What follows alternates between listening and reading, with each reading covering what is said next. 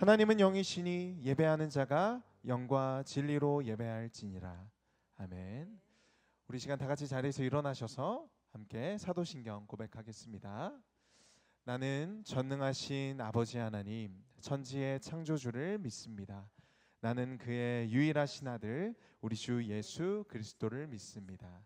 그는 성령으로 잉태되어 동정녀 마리아에게서 나시고 본디오 빌라도에게 고난을 받아 십자가에 못 박혀 죽으시고 장사된 지 사흘 만에 죽은 자 가운데서 다시 살아나셨으며 하늘에 오르시어 전능하신 아버지 하나님 우편에 앉아 계시다가 거기로부터 살아있는 자와 죽은 자를 심판하러 오십니다. 나는 성령을 믿으며 거룩한 공교회와 성도의 교제와 죄를 용서받는 것과 몸의 부활과 영생을 믿습니다. 아멘. 자리에 앉으시겠습니다.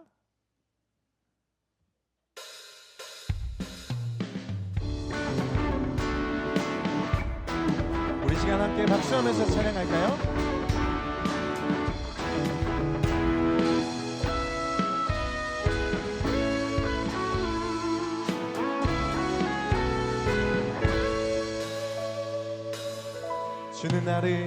주는 나를 기르시는 목자요, 나는 주님의 귀한 어린 양. 푸른 풀밭 맑으시는 물가로 나를 늘 인도하여 주신다. 주는 나를 기르시는 목자요, 나는 주님의 귀한 어린 양. 푸른 풀밭 맑으시는 물가로 나를 늘 인도하여 주신다. 주는 나의 좋은 목자, 나는 그의 어린 양. 저를 따라 꼴을 먹여주시니 내게 부족함 전혀 없어라.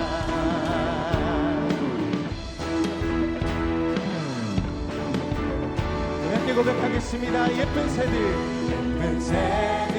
노래하는 아침과 노을 비끼는 고운 황혼에 사랑하는 나의 목자 음성이 나를 언제나 불러주신다. 주는 나의 좋은 목자, 나는 그의 어린 양. 저를 따라 꼴을 먹여주시니 내게 부족함 전혀. 주는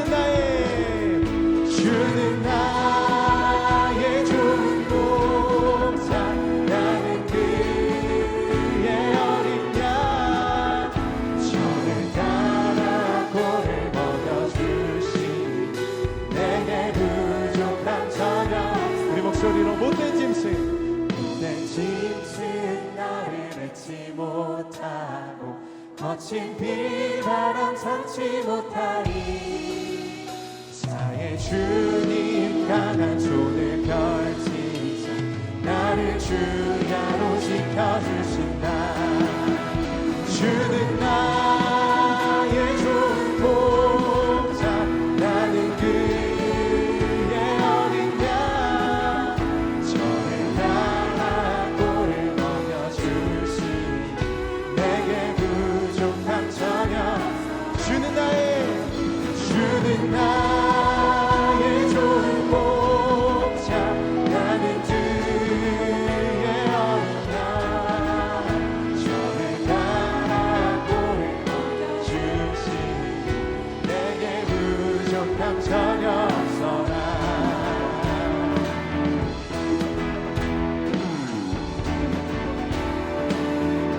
우리 주님께 감사의 박수 올려드리겠습니다.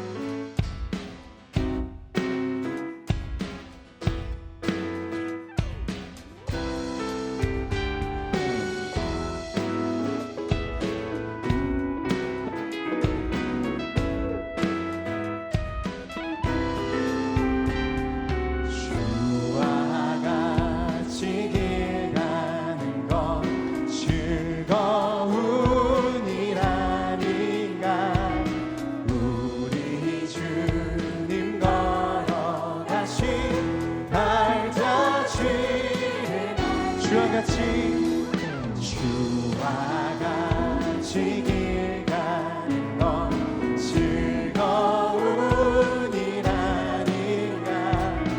우리 주님 걸어가신 발자취를 밟겠네. 한 걸음 한 걸음 주 예수와 함께 날마다 날마다 우리는 걷나니.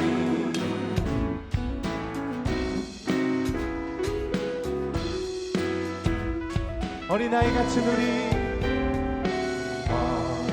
어린아이 같은 우리, 미련하고 약하나 주의 손에 이끌리어 생명길. 우리 3절로 찬양합니다. 꽃이 피는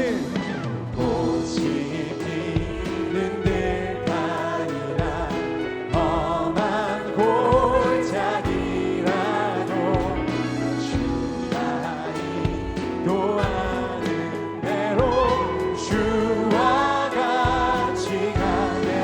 한 걸음 한 걸음 한 걸음 주 예수와 함께 날마다 날마다 날마다 우리 걸어가. 한 걸음 한 걸음 주 예수와 함께 날마다 날마다 우리 걸어.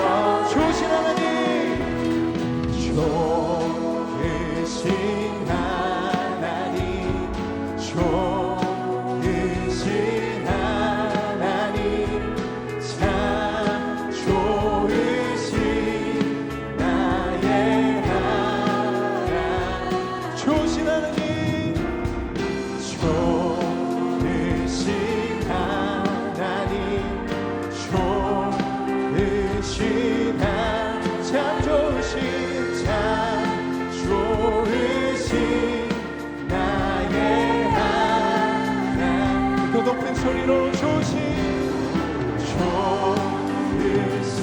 하나님, 좋으신 참 좋으신 참 좋으신 나의 하나님. 참 좋으신 참 좋으신 나의 하나님. 좋으신 하나님.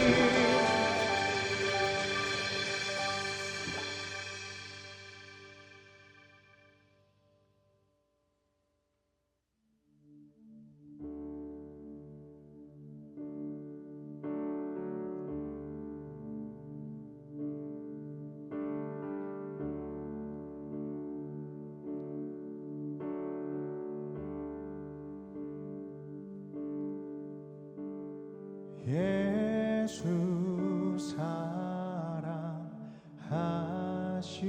사랑하심은 거룩하신 말일세. 우리들은 약하나 예수 권세만 나를 사랑하시고 나를 사랑하시고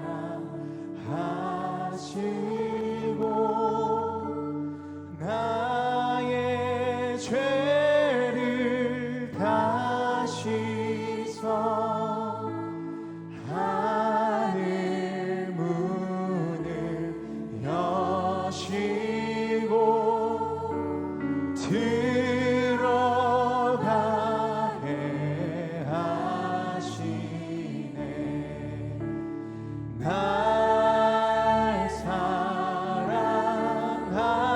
사랑하신 날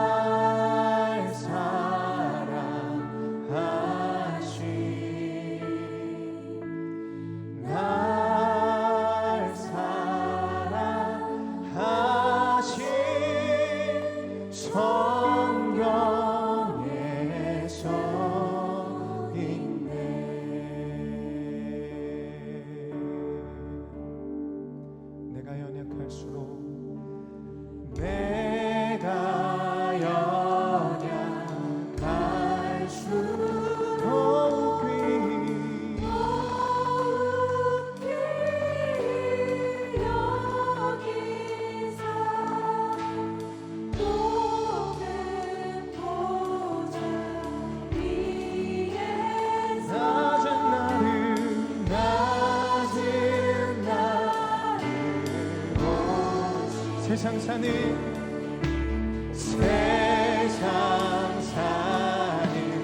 동안에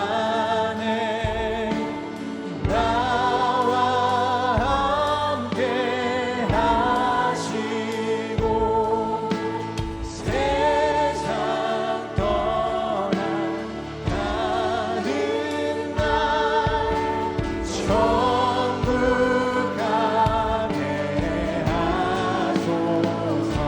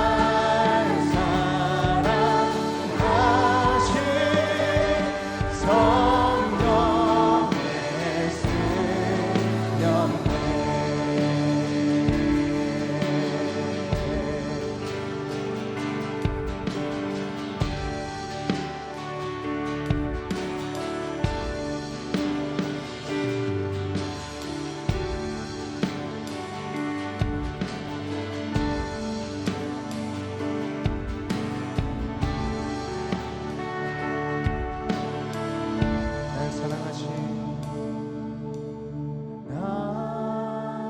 성령의 수령내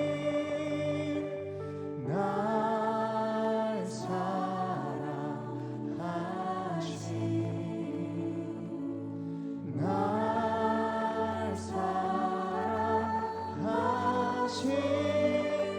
성령의 서 있는 날 사랑하신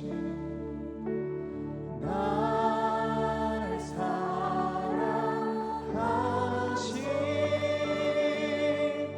날 사랑하신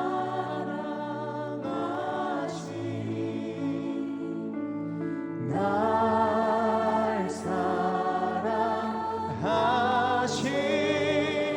성령의 수령내.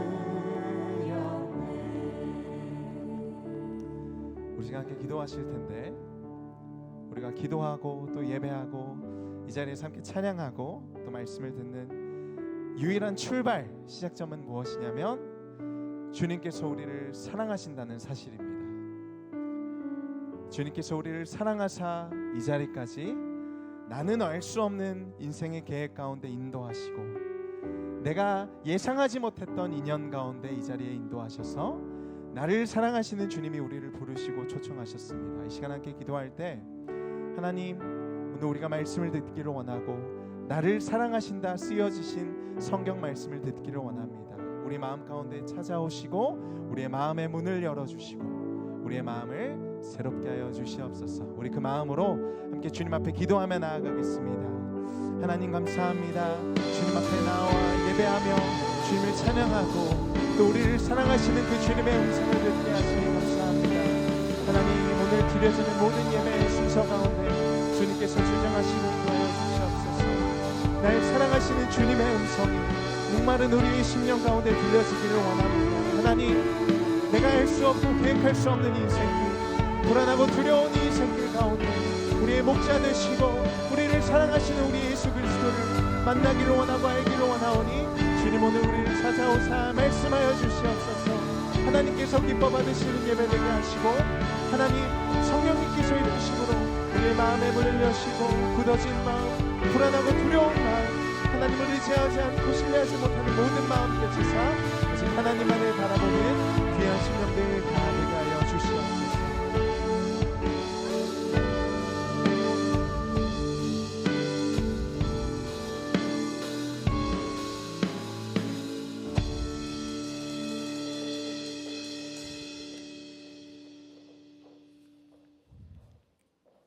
하늘과 땅과 바다를 만드시고 모든 생물과 모든 동물들과 인간을 만드신 하나님 아버지를 찬양합니다.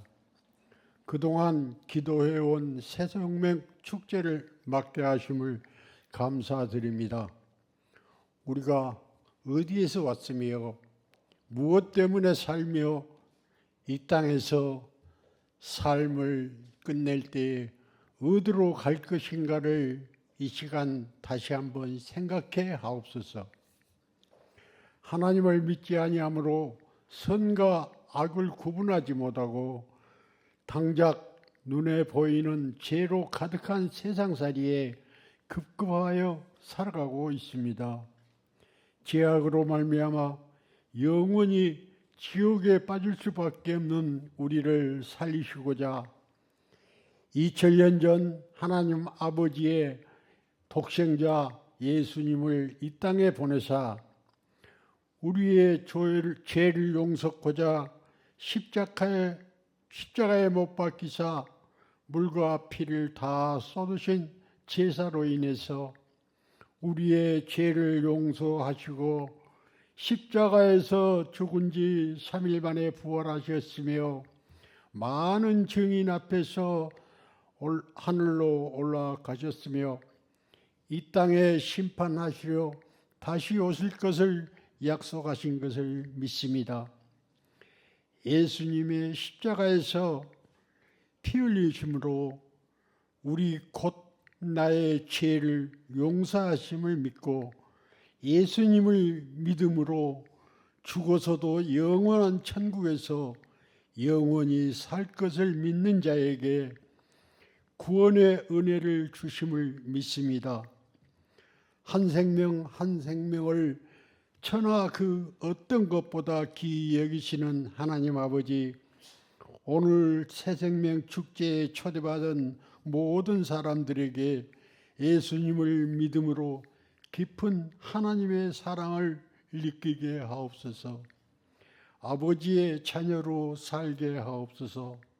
이 땅에서도 복을 받고 죽어서는 영원한 하늘나라에 영원히 살게 하옵소서. 오늘 아버지의 말씀을 태어나실 담임 목사님께 하나님의 영으로 강하게 역사하사 여기에 모인 모든 사람에게 크신 은혜로 충만케 하옵소서.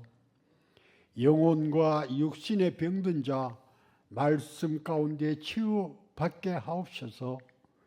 세상의 고민과 고통을 다 내려놓고 그냥 주시는 아버지의 평안을 맛보게 하옵소서. 예수님의 피 흘리심으로 우리의 죄를 용서함을 믿는 자에게 영원한 생명을 주신 예수님의 이름으로 기도하옵나이다. 아멘.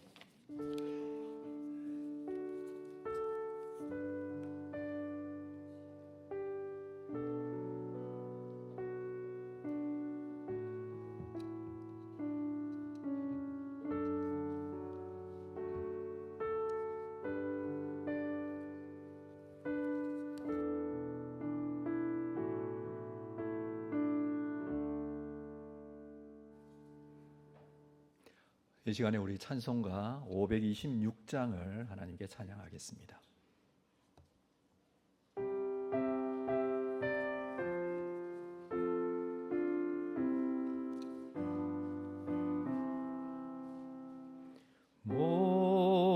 목마른 자들아 다 이리 오라.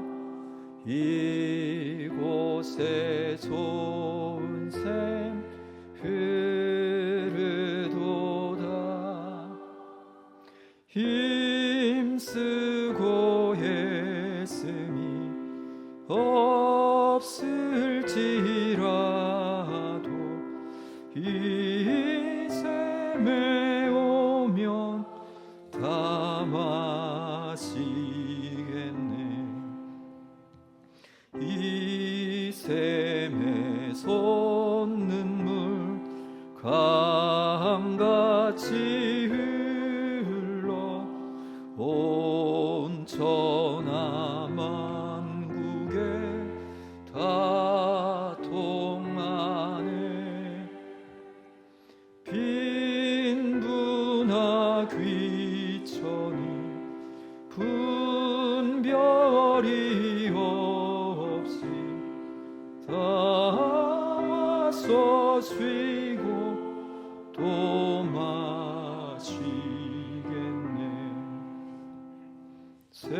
생명수 샘물을 마신 자마다 목 다시 마르지 아니하고 속에서 솟아나 생수가 되어 영원히 솟아 늘 풍성하리. 이 샘의 이름은 생명의 샘물, 저수정빛같이 늘 맑도다. 어린 양 보좌가 근원이 되어 생명수 샘이 늘 그치지 않네. 아멘. 오늘 하나님의 말씀 우리 같이 보겠습니다. 요한복음 4장 13절 18절까지 그리고 28절부터 30절까지 이 말씀 저와 여러분이 한 절씩 교독하겠습니다. 예수께서 대답하여 이르시되 이 물을 마시는 자마다 다시 목마르려니와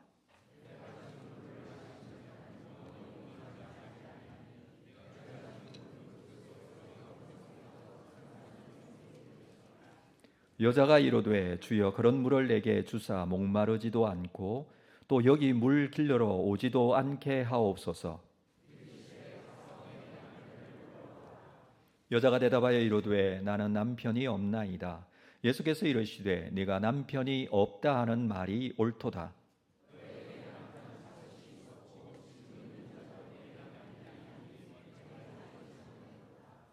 28절 여자가 물동이를 버려두고 동네로 들어가서 사람들에게 이르되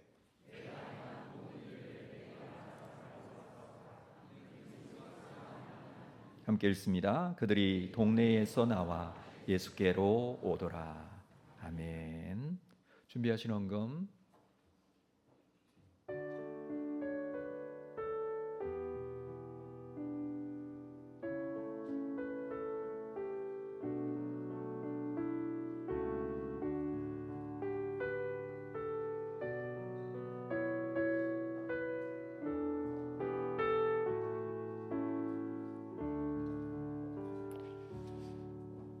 영검을 위해서 기도하겠습니다. 하나님 아버지, 하나님께서 우리를 사랑하여 주셔서 지난 한 주간 살게 하시고 주신 감사의 제목으로 감사헌금을 드립니다. 소득의 10분의 1을 구별하여 11조헌금으로 선교 장학 구제 건축헌금 주일헌금 모두 하나님의 나라와 영혼 구원에 사용되어지기를 원하고 하나님의 거룩하신 뜻이 이루어지기를 원하는 귀한 마음으로 주님 앞에 예물을 드립니다. 드리는 손길 그 마음을 축복하여 주시고 주의 사랑의 능력 안에 날마다 살아가게 하여 주옵소서. 예수님의 이름으로 기도합니다. 아멘. 교회 소식 나누겠습니다. 우리 주보의 내용들을 보시고 우리 성도들께서는 차질이 없이 모임이나 교육 훈련에 임해 주시기를 바랍니다. 오늘 이렇게 주일 예배를 드리면서 이렇게 새로운 앞에 화면이 좀 바뀌었죠. 화면과 뒤에 배경이 좀 바뀌었습니다. 새로운 이런 환경으로 예배 드리게 돼서 너무 감사를 드리고요. 또 헌신해 주신 성도님께도 감사를 드립니다. 주님 앞에 나온 것이 얼마나 큰 은혜와 감사인지 모릅니다. 오늘 특별히 새생명 축제로 하나님께 영광을 돌리게 되었는데 함께 나오신 모든 분들 주 이름으로 환영하고 축복합니다. 우리 앞뒤 좌우로 바라보시면서 한번 인사하실까요? 참 잘 나오셨습니다. 반갑습니다. 사랑합니다. 축복합니다. 주의 사랑으로 사랑하고 축복합니다. 자, 이 예배 마친 후에는 우리 함께 오신 분들과 함께 식사 교제하도록 하겠습니다. 예배 후에 우리 초청되신 분 또 인도하시는 분은 1층으로 내려가셔서 함께 식사 교제해 주시고 우리 해당되시는 순장님도 함께 동행해 주시면 감사하겠습니다. 우리 성도들께서는 4층으로 가시면 또 식사가 준비되어 있는데 함께 교제하시면서 주의 사랑을 나눠주시면 되겠습니다. 새로 오신 분들은 인도자와 환영 카드를 작성해 주시며 또 등록을 원하시는 분은 등록 카드를 써주시면 되겠습니다. 작은 기념품이 준비되어 있는데 받아가시기도 바랍니다. 주보에 있는 내용 중에 학습 세례, 입교, 유아 세례 일정이 나와 있습니다. 11월 둘째 주일이 추수감사주일인데 추수감사주일 전 주일은 우리 성례주일로 학습 세례식이 있습니다. 해당되시는 분들은 신청서 꼭 기록해 주시고 함께 해 주시기를 부탁을 드립니다. 오늘 주님 앞에 나온 모든 분들을 주의 이름으로 환영하고 축복합니다. 우리 오신 분들과 함께 이렇게 말씀을 좀 나눌 수 있어서 너무 감사를 드립니다. 제가 이 주일을 준비하면서 하나님의 말씀을 위해서 좀 기도하다가 요한복음 4장에 있는 예수님께서 믿지 않는 또 복음을 알지 못하는 여인과 만났던 이 내용을 가지고 오늘 말씀을 함께 좀 나누기를 원합니다. 우리가 읽었던 요한복음 4장은 사마리아 여인과 예수님 사이에 오고 간 대화의 내용을 기록해 주고 있습니다. 물론 대화를 전부 기록한 것은 아닐 것입니다. 그렇지만 우리가 이 말씀을 읽으면서 우리에게 전달되어지는 구원의 진리에 대해서는 충분히 기록되었다라고 생각이 됩니다. 처음 대화를 시작할 때 이 여인에게는 복음이 무엇인지 또 믿음이 무엇인지 진리가 무엇인지도 알지 못했습니다. 그래서 이 여인은 처음부터 여러 가지로 좀 미심쩍어 하는 부분들이 많았습니다. 그러나 나중에는 확실히 알게 되었습니다. 신앙은 그렇게 시작하는 것이죠. 처음에는 무엇이 정확한지 확실하게 알 수 없지만 그래서 우리가 하나님 앞에 나왔을 때에는 무언가 확실한 부분이 느껴지지는 않지만 그래도 괜찮습니다. 여인이 예수님께 생수를 구했고 그 영원에 대한 생수를 얻었던 여인이 주님을 온전히 만났던 것처럼 주님께서 찾아오시고 우리의 심령 가운데 만나 주실 것이기 때문입니다. 어디에서 이러한 일들이 일어나게 될지는 모르지만 오늘 이 놀라운 은혜가 여기에 참여한 우리 모두에게 있기를 주님의 이름으로 축복합니다. 자, 이 내용에 대한 부분은 요한복음 4장 3절부터 시작이 되는데 3절 4절 말씀을 보면 유대를 떠나서 다시 갈릴리로 가실새 사마리아를 통과하여야 하겠다라는 말씀으로 시작이 됩니다. 예수님께서는 유대에서 갈릴리로 가십니다. 이 갈릴리는 이스라엘 북쪽 지방, 예수님께서 태어나시고 자라시면서 어릴 때부터 있었던 고향이기도 합니다. 남쪽인 예루살렘에서 또 유대 지역에서 북쪽인 갈릴리로 가기 위해서는 그 중간에 있는 사마리아 지방을 지나가야 합니다. 그래서 사마리아를 통과하여야 하겠는지라 이렇게 하고 있지만 사실은 유대인들은 이 사마리아를 통과하지 않습니다. 왜냐하면 유대 사람들과 사마리아 사람들 사이의 관계가 좋지 않습니다. 거기에는 역사적인 여러 가지 이유가 있는데 서로 미워하며 서로 상종하지도 않습니다. 그래서 유대인들은 이 유대 지역에서 갈릴리 지역으로 가려면 사마리아, 중간에 있는 사마리아를 통과하지 않고 조금 돌아가더라도 빙 둘러가더라도 다른 길을 선택해서 다닙니다. 근데 오늘 본문에서는 예수님께서 사마리아 지방으로 통과하여 가겠다 이렇게 기록을 하고 있습니다. 이유가 있어요. 왜냐하면 그곳에서 한 사람을 만나야 하시기 때문에. 예수님께서 만나고자 하는 사람, 그 사람이 오늘 본문에 등장하는 바로 사마리아 살고 있었던 한 여인입니다. 자, 5절 말씀을 보면 사마리아에 있는 수가라 하는 동네에 이르니 야곱이 그 아들 요셉에게 준 땅이 가깝고 거기 또 야곱의 우물이 있더라. 예수께서 길 가시다가 피곤하여 우물 곁에 그대로 앉으시니 때가 6시쯤 되었다라고 합니다. 사마리아 지역 수가라는 동네, 그 동네에 있는 우물 곁에 예수님께서 앉아 계십니다. 자, 이 시간이 6시라고 했는데 6시면 우리나라 시간으로 지금 현재 우리가 쓰고 있는 이 시간으로 보면 낮 12시입니다. 정오이죠. 이 시간에는 이 지역에서 해가 너무 뜨거워서 사람이 잘 다니지 않습니다. 우물에는 물 기르러 오는 사람도 없습니다. 아무도 없는 우물가에 예수님께서 자연스럽게 앉으셨고, 나중에 이 성경을 보면 제자들도 함께 있었는데 제자들은 동네로 들어가서 이 낮 시간에 여기까지 오기가 힘들어서 지치고 목마르고 한데 뭔가 먹을 것 준비하러 아마 갔던 것 같습니다. 그래서 이 우물가에는 예수님 혼자 앉아 계셨습니다. 그런데 한 여인이 우물가로 왔습니다.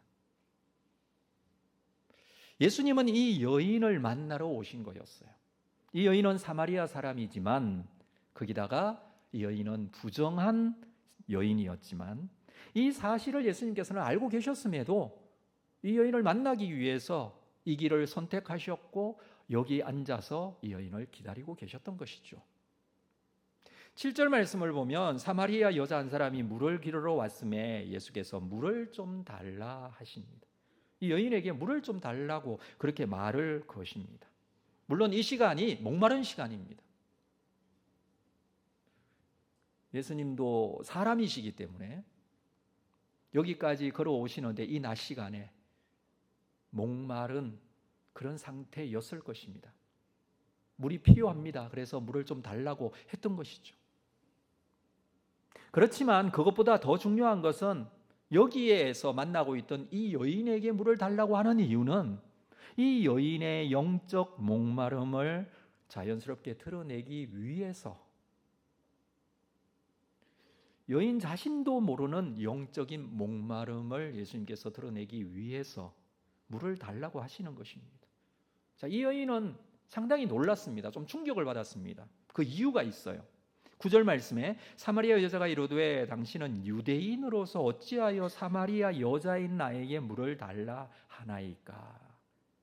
어찌해서 나에게 물을 달라 합니까? 물을 주기 싫어서 그런 게 아니라 유대인이 사마리아인과 상종하지 아니하기 때문에.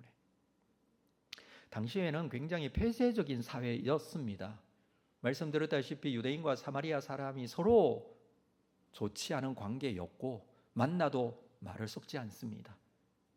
특별히 유대인 남자인 예수, 사마리아 여자인 이 여인과는 완전히 대척점에 반대에 서 있는 사람이에요. 도저히 뭔가 연결할 수 있는 그런 게 없어요. 관계도 좋지 않고 말도 하지 않고 손도 대지 않고 서로 아무것도 하지 않는 관계인데 예수님은 그에게 물을 좀 달라 하니 이 여인이 놀랐던 것입니다.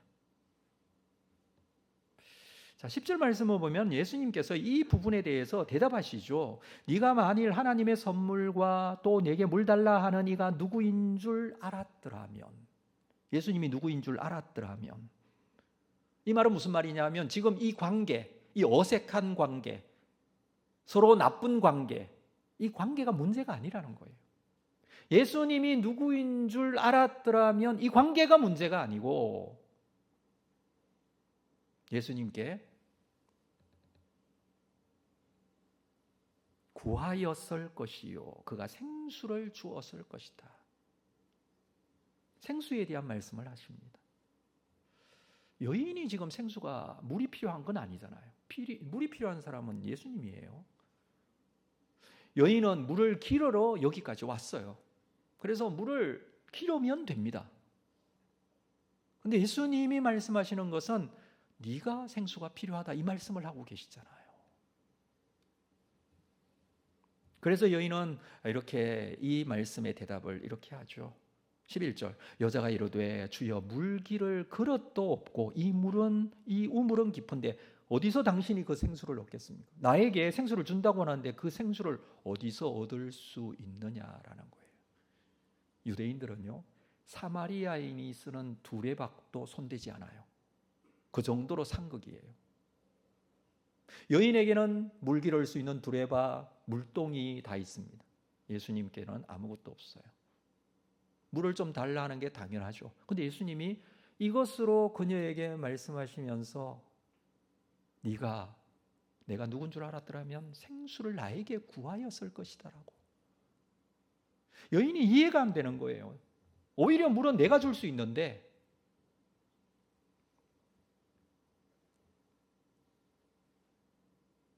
지금 이 여인이 생각하고 말하는 것은 육신적으로 마시는 물, 지금 그 이야기를 하고 있습니다.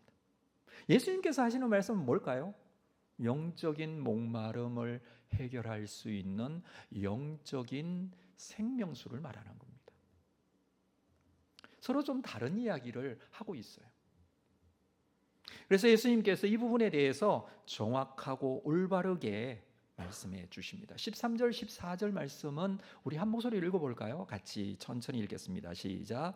예수께서 대답하여 이르시되 이 물을 마시는 자마다 다시 목마르려니와 내가 주는 물을 마시는 자는 영원히 목마르지 아니하리니 내가 주는 물은 그 속에서 영생하도록 솟아나는 샘물이 되리라.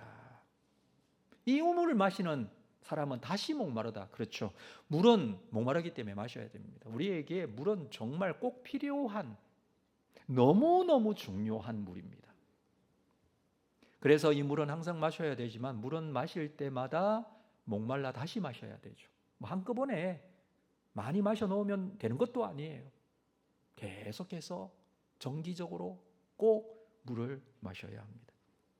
근데 마실 때마다 또 다음에 또 마셔야 된다는 것은 우리가 너무나 잘 알고 있습니다.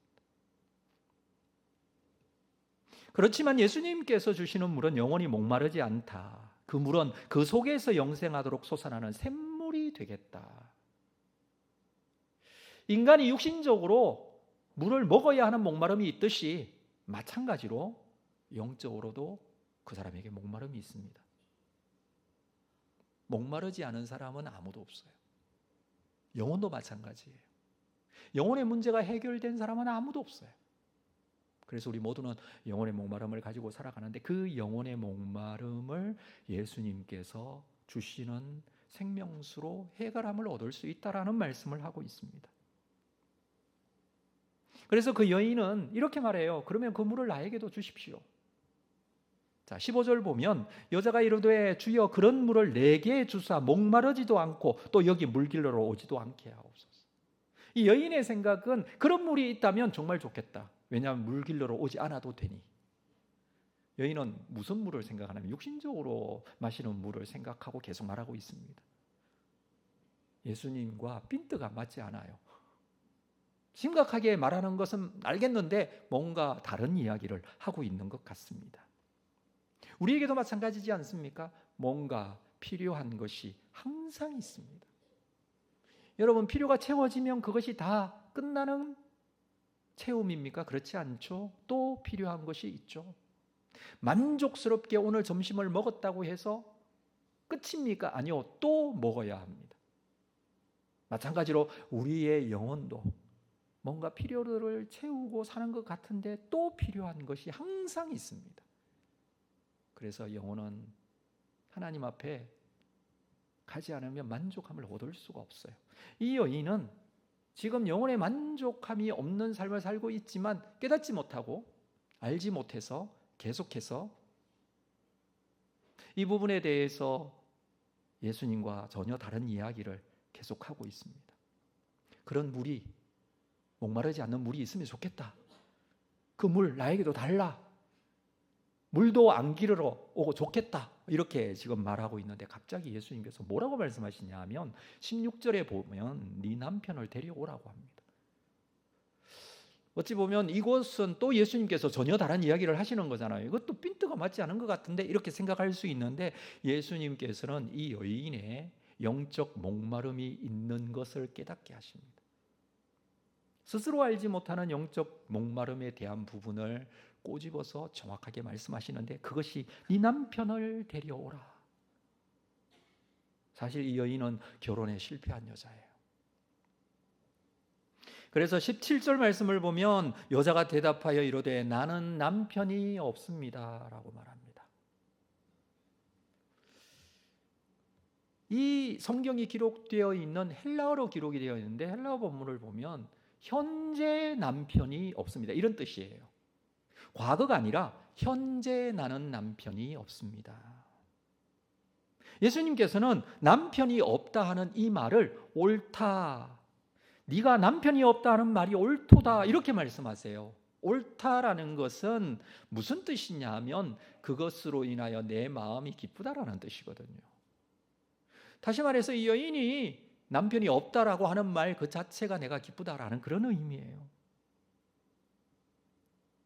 그녀에게는 남편이 5이나 있었지만 현재는 모두 이혼한 상태, 그리고 현재 동거하는 남자도 결혼하지 않은, 혼인하지 않은 상태인 여자였습니다. 처음 남편과 어떤 이유로 헤어졌는지는 알 수 없습니다. 만약에 여러분 이런 여인을 만나게 되었다면 여러분 어떤 생각이 먼저 들까요? 이런 종류의 사람을 만났을 때 사람들의 태도는 거의 2가지로 나타납니다. 첫 번째는 그 사람을 긍휼히 여기고 동정하는 사람이 있습니다. 그리고 2번째 사람은 어떤 사람일까요? 죄를 지적하고 비난하는 사람이에요. 이런 사람을 이해하지 못하는 사람이 있습니다. 이렇게 살지도 않았고 문제가 없는 삶을 살았던 사람 중에 자기의에 사로잡혀 있는 사람들, 늘 자기 교만이 자기 눈을 가리는 사람들. 성경이 말하고 있는 죄는 나는 짓지 않았다고 생각하고 나와는 관계없다고 생각하는 그런 눈을 가진 사람들. 여러분, 이런 사람들도 이 여인의 주변에는 굉장히 많았을 거예요. 오죽했으면 그녀가 사람이 다니지 않고 사람들이 보지 않는 이 낮 시간에 우물에 나왔을까요? 사실 우리는 어떤 사람이나 사건을 볼 때 나도 그럴 수 있다라는 겸손한 마음을 가져야 돼요. 사람을 판단하고 평가하고 그 사람을 비난하거나 하기보다는 그 사람의 마음을 알아주는 것이 얼마나 중요한지 몰라요. 이게 그리스도인으로 하나님의 사람으로 살아가는 굉장히 중요한 길입니다. 왜냐하면 예수님께서도 그렇게 보시거든요.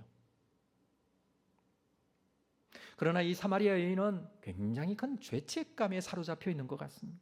죄의식이 마음을 눌렀습니다. 그에게도 영혼이 목마름을 해결할 수 있는 생수가 필요했던 사람입니다. 네 남편을 데려오라 라는 이 예수님의 말씀에 그의 가슴이 철렁 내려앉았을 수도 있습니다. 이 말씀이 자신의 가장 아픈 부분을 찔렀을 수도 있습니다. 예수님은 그 사실을 어떻게 알고 계시지? 라고 할 수 있을 정도로 피할 수 없는 예수님의 눈길에 고개를 숙이면서 그는 겨우 말했을 것입니다. 나는 남편이 없습니다.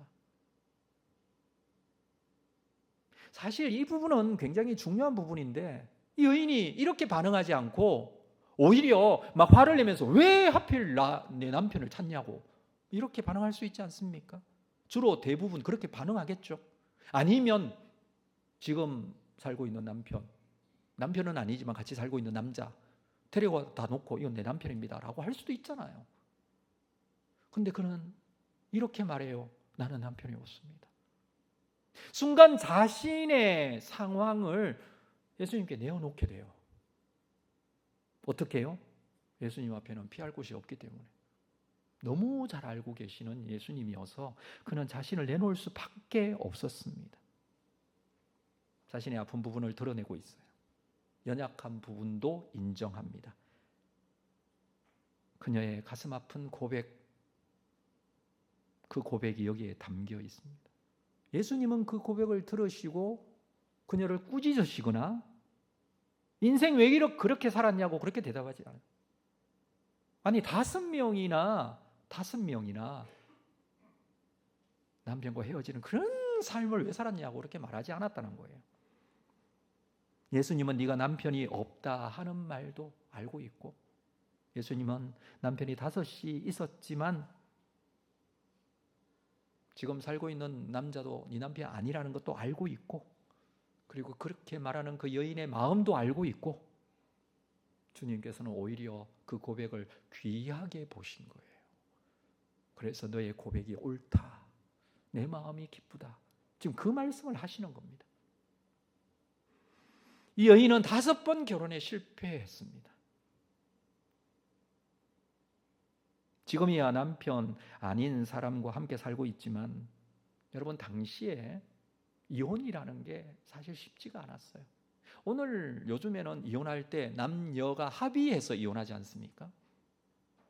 그렇지만 그때에는요, 여성이 이혼을 요구해도 이혼해 주지 않았어요. 그런 경우는 없었어요.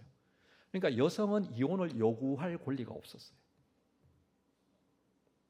화내지 마십시오. 그때 그랬다는 거예요. 지금 그런 게 아니고. 그때는 그랬어요.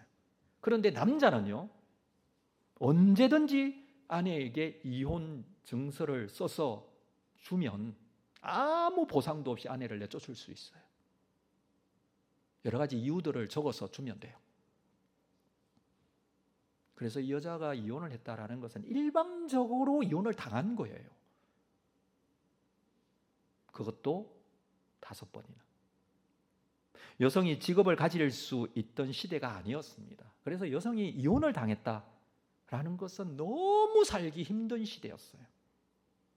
그래서 여러 좋지 않은 길에 빠지기도 하고, 혹은 다른 남자를 또 찾기도 합니다. 그래서 다른 남자를 만났는데 또 이혼을 당했어요. 이러기를 5번이나 반복했다는 것은 너무 좋지 않은 상황 속에 빠지게 된 것이죠. 모든 남자들로부터 버림받았다라는 느낌을 여인은 가지고 있습니다. 그렇지만 살기 위해서 힘든 고통도 참아야 했을 것입니다. 참을 수 없는 모욕감, 그녀를 사로잡고 있었습니다. 그래서 그녀는 율법에서 얘기하는 죄도 짓는 여성이 된 거예요. 사실 이 여인은 이 문제, 이렇게 살아온 이 문제를 해결하고 싶었을 것입니다. 그런데 해결이 될 수가 없는 문제예요. 아무리 생각해도 해결이 되는 문제가 아니에요. 이 문제는 받아들이고 살 수밖에 없지만, 여러분 이것을 받아들이고 평생을 살아가는 것은 지옥이지 않습니까? 만나는 사람마다 손가락질 할 뿐 누구든 그녀를 동정해 주지 않습니다. 보통 이혼하면 친정으로 돌아가는데 이 여인은 돌아갈 친정도 없는 것 같아요. 많은 사람들의 눈초리, 손가락질이 너무 싫어서 사람들이 다니지 않는 시간 우물가에 나왔는데 예수님을 만난 거예요. 그런데 그분이 자신을 너무나 잘 알고 있어요. 다른 얘기도 하지 않았는데 남편에 대한 이야기, 이혼에 대한 이야기, 자기의 마음의 상태에 꼭 필요한 영적인 생수에 대한 이야기를 예수님께서 하고 계신 거예요. 자기가 꺼내기도 힘들었던 자기의 마음을 주님께서 다 알고 계시면서 말씀을 하시는 거예요. 여인은 자신의 모든 것을 알아봐 주는 예수님, 그 예수님이 혹시 선지자가 아닙니까? 19절에서 그렇게 말해요. 주여, 내가 보니 당신은 선지자입니다. 선지자가 어떤 의미가 있냐면 미리 아는 사람이라는 뜻을 가지고 있는 단어인데, 실제적으로 구약에 많은 선지자, 엘리야, 엘리사 또는 다른 선지자들은 많은 것을 알아요. 알려주지 않아도 알고, 미래에 일어날 일도 알고. 왜냐하면 하나님께서 그에게 알려주시기 때문에. 그래서 예수님도 그런 사람인가 하고 혹시 선지자 아닙니까? 라고 그렇게 물었던 거예요. 그래서 질문 하나를 더 합니다. 우리가 하나님께 예배하는데 어떻게 예배하는 것이 맞습니까?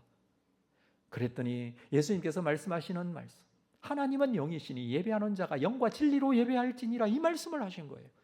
너무나 경쾌하고 명확한 대답을 해주신 거예요. 여기서 그녀가 하나님 앞에 예배하는 문제까지, 하나님께 나아갈 수 있는 문제까지 해답을 얻습니다. 거기에서 혹시 메시아인가 하여 이렇게 말하죠. 25절 말씀 볼까요? 자, 이 말씀도 같이 한번 읽어볼까요? 시작.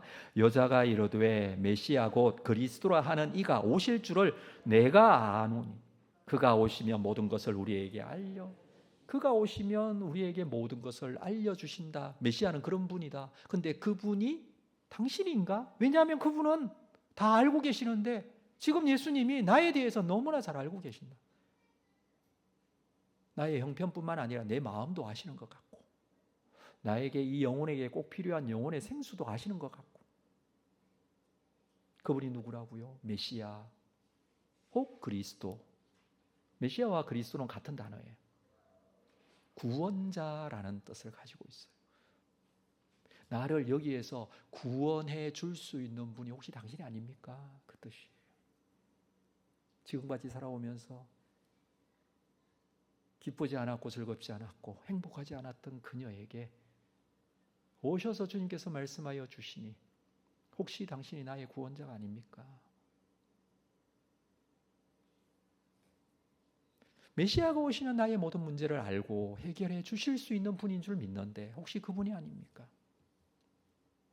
예수님께서 26절에 대답하십니다. 내가 말하는 내가 그라. 예수님은 여인의 과거, 지금의 형편, 그녀의 마음 모두를 알고 계십니다.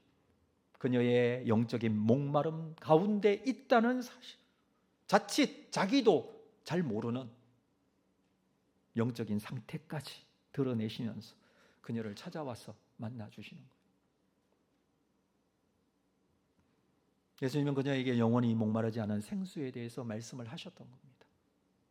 그렇습니다. 예수님을 만나게 되면 영적인 목마름이 해결되어지는 영원한 생수가 있다는 것을 알게 됩니다. 지금까지 너무 힘든 인생으로 인하여 지쳐 있었지만 고통스러웠지만 그래서 진정한 진리가 무엇인지 깨닫지 못했지만 그랬던 그녀가 생명수 되신 예수님을 만나고 그분이 내 편이 되어주시고 나의 심령을 알고 나의 심정 가운데 꼭 필요한 것이 무엇인지 깨닫게 해주심으로 그녀가 새롭게 태어나는 경험을 합니다. 그리고 그녀는 이렇게 행동합니다. 28절 말씀입니다. 29절까지 여자가 물동이를 버려두고 동네로 들어가서 사람들에게 말합니다. 이르되 내가 행한 모든 일을 내게 말한 사람을 와서 보라. 이는 그리스도가 아니냐. 자, 그리스도가 메시아라고 그랬어요. 메시아는 구원자라고 그랬어요. 이분을 보라. 이분은 우리의 구원자다. 나의 모든 것을 알고 계십니다. 나를 여기서부터 구원해 주시는 구원자다. 지금 이 이야기를 하고 있습니다. 메시아를 만나고 그녀는 큰 기쁨이 생겼어요. 마음속에 감사가 생겼어요. 큰 평강이 찾아왔어요. 그래서 사람들을 만나 와보라고 외칩니다. 여기 그리스도가 있다라고 합니다. 이 여인은 물을 기르러 우물가에 왔어요. 그 물 필요 없을까요? 꼭 필요해서 물 기르러 왔어요. 근데 물동이도 버려두고 사람들에게 뛰어간 거예요. 사람들을 만나는 게 자연스럽지가 않아요. 피해 다니는 사람이에요. 근데 예수님을 만나고 나서 그의 행동이 완전히 바뀌었잖아요. 사람들이 나를 보고 평가하고 판단하는 것이 중요한 것이 아니라 그것보다 정말 더 중요한 거, 내가 구원자이신 예수를 만났다라는 거. 그래서 그녀는 하나님의 자녀가 되었습니다. 그래서 사람이 완전히 변한 거예요. 지금까지 사람과의 관계에 사람이 나를 어떻게 평가하는가 이런 문제, 여기에 사로잡혀서 너무 힘든 삶을 살았는데 돌아보니 나에게 꼭 필요한 것은 사람들이 인정해주고 사람들이 어떻게 생각하고 이런 게 아니라 나에게 꼭 필요한 구원자가 있어야 되는 것을 그녀는 깨닫게 된 거예요. 이게 그녀를 변화시킨 거예요. 그래서 그녀는 사람들이 자기에게 손가락질하고 비난했던 그런 사람들일지라도 그들에게 가서 내가 만난 그리스도에 대해서 지금 전하고 있습니다. 평상시에는 사람을 만나는 게 너무 두려웠던 사람 아닙니까? 그러나 메시아를 만났다고 변화되었다고 외치고 다닙니다. 아마 얼굴 표정도 달라졌을 거예요. 그가 말하는 말도 달라졌을 겁니다. 놀라운 생명력이죠. 이것이 생수예요. 이 생명의 기쁨이 여러분에게도 있기를 주님의 이름으로 축복합니다. 여러분, 매일같이 넘치는 기쁨이 있습니까? 이것은 예수님을 소유할 때만 가능한 거예요. 죄가 있어도, 죄가 많아도 괜찮습니다. 나는 죄인입니다. 예수님 앞에 고백하시면 됩니다. 나는 남편이 없습니다. 나의 상태를 고백했던 여인처럼 그냥 자신의 형편과 처지를 예수님께 고백하면 돼요. 사람에게 있어서 가장 큰 문제가 무엇인 줄 아십니까? 인간의 문제는요, 죄인이면서 자신이 죄인인 줄을 모르고 살아가고 있다는 게 가장 큰 문제예요. 우리 모두는 다 죄인이에요. 죄인에게 필요한 것은요, 세상에 다른 것이 아니라, 이 땅의 어떤 눈에 보이는 것이 아니라 그 죄 문제를 해결해 줄 수 있는 예수 그리스도가 생명수가 되신다는 것을 깨달을 때, 다시 말해서 영적인 목마름이 해결되어질 때 이 죄 문제가 해결되어집니다. 죄를 죄로 고백하고 나 자신이 죄인임을 고백할 때 그 죄를 주님은 당신의 보혈로 씻어 주시기 때문에 깨끗하게 용서함을 받고 하나님 앞에 갈 수 있는 것이죠. 이 사실을 믿고 하나님의 자녀로 거듭나시는 여러분 되시기를 주의 이름으로 축복합니다. 하나님의 자녀로 살기를 원하신다면 이 시간에 자리에서 일어나시겠습니다. 주님을 나의 주님으로 받아들이는 기도를 우리가 함께 했으면 좋겠습니다. 이 기도는 제가 앞서서 하고 여러분이 따라 하시면 됩니다. 기도를 제가 할 때 여러분 따라서 한 구절씩 함께 하시면 되겠습니다. 제가 먼저 기도하겠습니다. 주 예수님, 나는 주님을 믿고 싶습니다. 십자가에서 죽으심으로 내 죄 값을 담당하시니 감사합니다. 지금 나는 내 마음의 문을 열고 예수님을 나의 구주, 나의 하나님으로 영접합니다. 나의 죄를 용서하시고 영생을 주심을 감사합니다. 나를 다스려 주시고 나를 주님이 원하시는 사람으로 만들어 주옵소서. 예수님의 이름으로 기도합니다. 아멘. 예수님을 우리의 마음속에 받아들인다면 우리는 예수님께서 내 속에 오셔서 영원한 생명수에 대한 부분을 깨닫게 하시고 알게 하시고 이것이 내 속에서 역사되어지는 영원토록 마르지 않은 샘물이 되어 우리를 주도해 가실 것입니다. 이 영적인 만족감 가운데 영적인 평안을 얻고 주님의 자녀로서 행복하게 감사하게 기쁘게 살아가는 여러분들 다 될 수 있기를 주님의 이름으로 축복합니다. 아멘. 우리 찬양 드릴까요? 마지막으로 이 찬양 드리고 우리 예배는 마치도록 하겠습니다. 당신이 지쳐서 기도할 수 없고 지금까지 참 많은 기도가 있었습니다. 한 영혼이 여기까지 오기에는 정말 그분을 초대하기 위해서 기도하는 그 인도자가 있었어요. 우리 교회에서는 계속 기도회가 있었는데 누군가 널 위해 기도했다 이 사실 깨달아지고 주님을 더 가까이 고백하는 여러분 됐으면 좋겠습니다. 같이 찬양 드리겠습니다.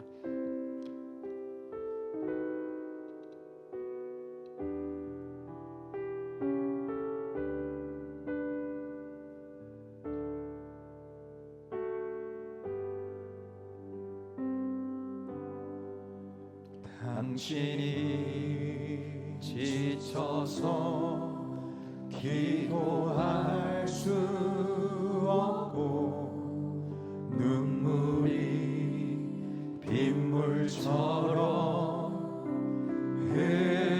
흘러내릴 때 주님을 아시네. 당신의 약함을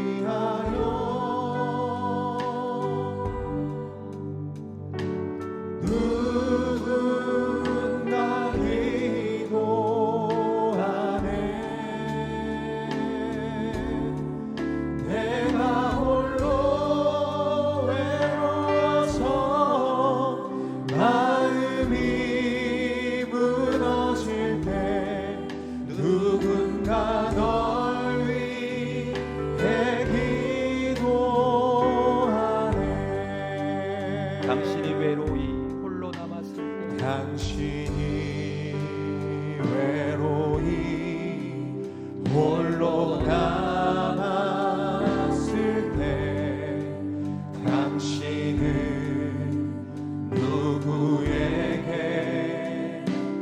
위로를 얻나 주님은 아시네 당신의 마음을 그대 홀로 잊지 못함을 조용히 그대 위에 조용히 그대 위에 누군가 기도하네 누군가 기도하네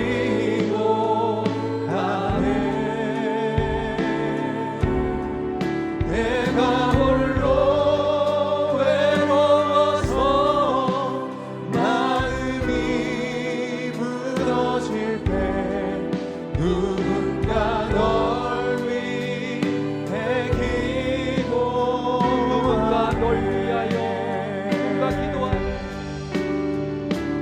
기도하네 누군가 널 위하여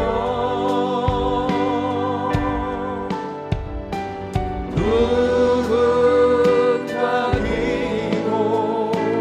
기도하네 내가 홀로 외로워서 마음이 무너질 때 누군가 널 위해 기도하네.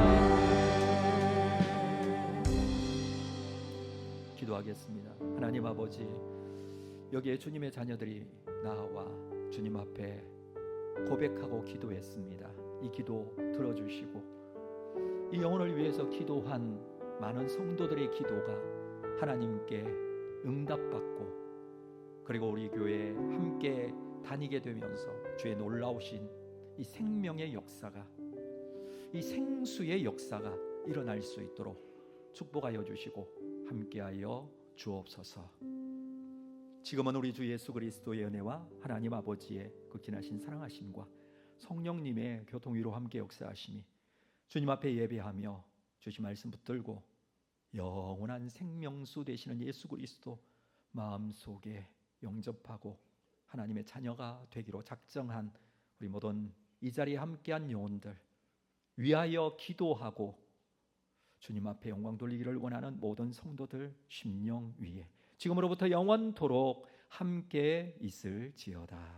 아멘.